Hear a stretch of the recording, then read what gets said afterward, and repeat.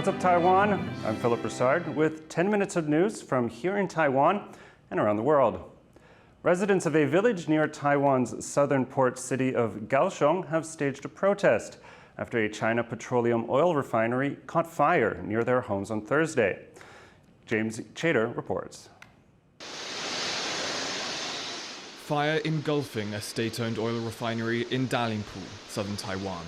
The blaze broke out near the port city of Kaohsiung just after 10:30 p.m. on Thursday, after oil and gas caught fire in a desulfurization plant in the facility.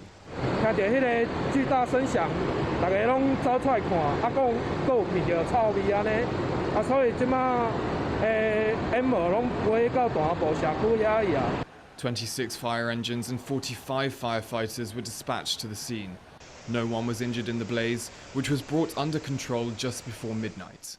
Kaohsiung City Mayor Chen Qimai has fined the company, China Petroleum, 5.3 million Taiwan dollars, around 165,000 US dollars. He's also ordered work at the refinery to stop until safety inspections are carried out. But the blaze has prompted fresh questions over a long-delayed Kaohsiung City government plan to relocate the 20,000 residents of Dalianpu.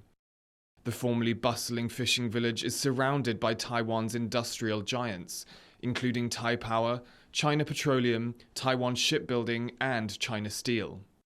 And a 2019 environmental agency report found higher levels of toxic chemicals in Dalianpu's water, air, and soil.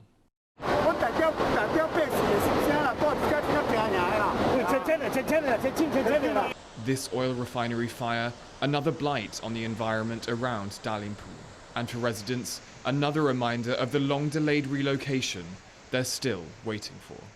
Alex Chen and James Chater for TaiwanPlus. A new government survey finds that the vast majority of people in Taiwan oppose China's threat to use force against the country. The study by the Mainland Affairs Council, that's the agency that oversees cross-strait affairs, finds that almost 92% of respondents reject the Chinese Communist Party's military threats against Taiwan. The MAC says almost 90% supported government efforts to boost Taiwan's self-defense and safeguard the country's democracy. Taiwan's economy is showing signs of slowing for the first time in 2 years. The country's National Development Council, which keeps track of economic data, says growth slowed in September. It cited global inflation, tightening monetary policy worldwide, and rising geopolitical risks as reasons for the performance drop. Before this most recent report, Taiwan recorded stable economic growth for 6 consecutive months. Taiwan's government is stepping in to raise the country's birth rate, one of the lowest in the world. New policies set for next year will include childcare subsidies for all income brackets and higher wages for caretakers. John Van Trieste has the details. It's playtime. Childcare centers like this one are the reason many working people in Taiwan can start families. The government offers subsidies for children under 6 to help parents with financial needs. But this hasn't done much to boost Taiwan's birth rate, which is among the world's lowest. So the government is set to try a new strategy. From next year, all parents will be able to claim the child care subsidy regardless of income. 在钱的方面，这一次就有4万多个幼童受惠。 Parents' views on it are split. 养小孩就是要有必要的支出嘛，所以你应该是不分他的收入啊。可能是低薪家庭或是有困难的家庭，他们的津贴补助更高，我觉得这样是可以的。或是高薪一点的家庭，他们的津贴补助低一点。The government will also give caretakers and teachers a raise next year. At public care centers, for instance, they now get around $870 a month, close to minimum wage. That will go up to $1,000. The goal is to keep caretakers in their jobs so that there won't be a shortage. But not all are convinced this is enough, especially for more experienced staff. 老师对于这个政策都是蛮感谢的，但相对而言，他们的薪资在外面跟其他行业比起来是相对较低的。会希望就是未来可能再加入一些什么年资的考量啊，会更加完善一些。The government is hopeful, though, that it can raise a birth rate that this year has hit a historic low of 0.89 per woman, and save Taiwan's population from a rapid decline. Andy Xue and John Van Trieste for TaiwanPlus. Older children in Taiwan will soon be able to get the next generation of COVID vaccines. The Food and Drug Administration says children aged 12 and over will be eligible to get the latest shots from Moderna and Pfizer. That's after it granted emergency use authorization for new versions that specifically target the BA.5 Omicron variant.